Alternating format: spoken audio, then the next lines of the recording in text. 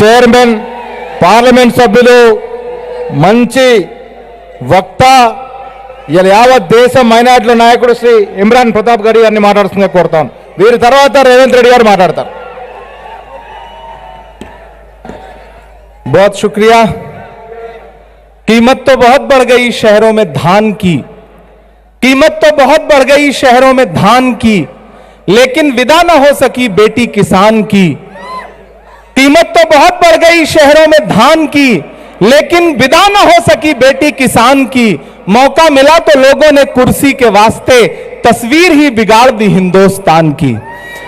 कामारेड्डी की यह सरजमीन और मेरी आंखों के सामने हजारों की तादाद में मौजूद कामारेड्डी के नौजवान, बुजुर्ग, माएं, बहनें, मैं हिंदी उर्दू में बात करने की कोशिश कर रहा हूं। 3-4 मिनट आपके सामने हूं। समझ में आ रहा है कि नहीं समझ में आ रहा है? समझ में आ रहा है ना?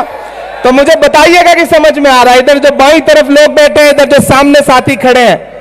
दोस्तों, आज हमारे तेलंगाना प्रदेश कांग्रेस कमेटी के अध्यक्ष रेवंत रेड्डी जी ने अपना नॉमिनेशन फाइल किया है। मैं चाहता हूं एक बार एक आदमी जोरदार ताली बजा करके उनका समर्थन करे कि आज उन्होंने यहां से नॉमिनेशन फाइल किया है। रेवंत भाई, मैं आपकी हिम्मत की दाद दूंगा। आपने जिस दिन से यह बीड़ा उठाया कि तेलंगाना को केसीआर से मुक्त कराना है, आजाद कराना है, उस दिन से आप अपने मिशन पर लगे। और जब केसीआर ने यह कहा कि हम कामारेड्डी जा रहे हैं, तो कोई दूसरा नेता होता तो कहता ठीक है जाओ, हम अपनी सेफ सीट ले लड़ रहे हैं। लेकिन मर्दानगी इसको कहते हैं कि आपने केसीआर से कहा कि अगर कामारेड्डी जाओगे तो हम कामारेड्डी तक तुम्हारा पीछा करेंगे, तुमको छोड़ेंगे नहीं, तुमको हरा करके वापस भेजेंगे। मैं आपकी इस मर्दानगी की दाद देता हूं। राह में खतरे भी हैं, लेकिन ठहरता कौन है? मौत कल आती है, आज आ जाए डरता कौन है? राह में खतरे भी हैं, लेकिन ठहरता कौन है? मौत कल आती है, आज आ जाए डरता कौन है? और तेरे सिस्टम के मुकाबिल मैं अकेला हूं, मगर फैसला मैदान में होगा कि मरता कौन है। कामारेड्डी वालों, आज का ये ओबीसी डिक्लेरेशन सिर्फ एक प्रोग्राम नहीं है, एक इतिहास लिखने का दिन है। क्योंकि कामारेड्डी से जो आवाज उठेगी वो पूरे तेलंगाना पे छा जाएगी। इसको याद रखिएगा। आप जब 30 तारीख को ईवीएम का बटन दबाने जाएंगे तो सिर्फ एक एमएलए नहीं चुनेंगे, आप तेलंगाना का भविष्य चुनेंगे, तेलंगाना का मुस्तकबिल चुनेंगे।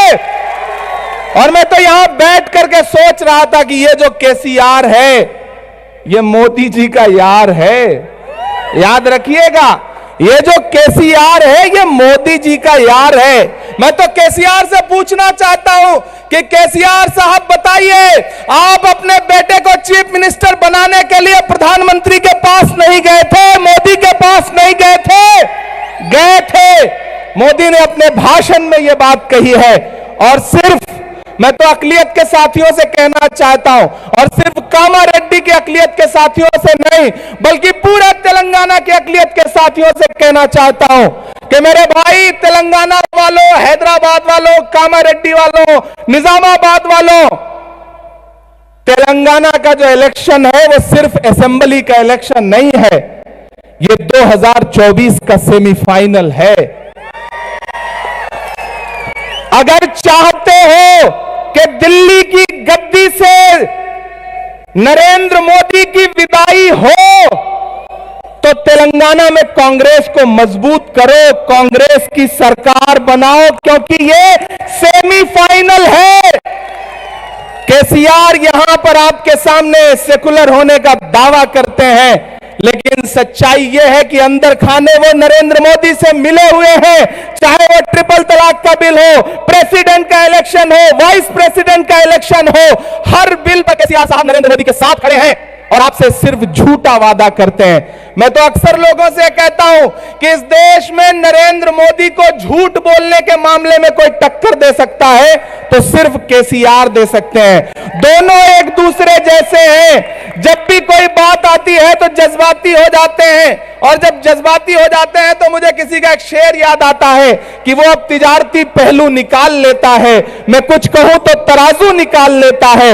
मैं इसलिए भी तेरे फन की कद्र करता हूं तू झूठ बोल के आंसू निकाल लेता है। यह खूबी नरेंद्र मोदी में भी है, यह खूबी केसीआर साहब में भी है, लेकिन रेवंत रेड्डी साहब मैं आपको सैल्यूट करता हूं, दिल्ली से आकर के सैल्यूट करता हूं। माइनॉरिटी डिपार्टमेंट के नेशनल चेयरमैन की हैसियत से खड़ा होकर के यहां कह रहा हूं कि जो माइनॉरिटी के अकलियतों के वोटों के ठेकेदार हैं उन्हें समझ में आ गया है कि इस बार तेलंगाना का अकलियत, कल माइनॉरिटी डिक्लेरेशन हुआ, जिस तरह से माइनॉरिटी की स्कीम्स का ऐलान किया है कांग्रेस पार्टी ने रेवंत जी की अगुवाई में, पूरे सूबे के अकलियतों से मैं कहना चाहता हूं कि एकजुट हो जाइए, कांग्रेस के साथ खड़े हो जाइए।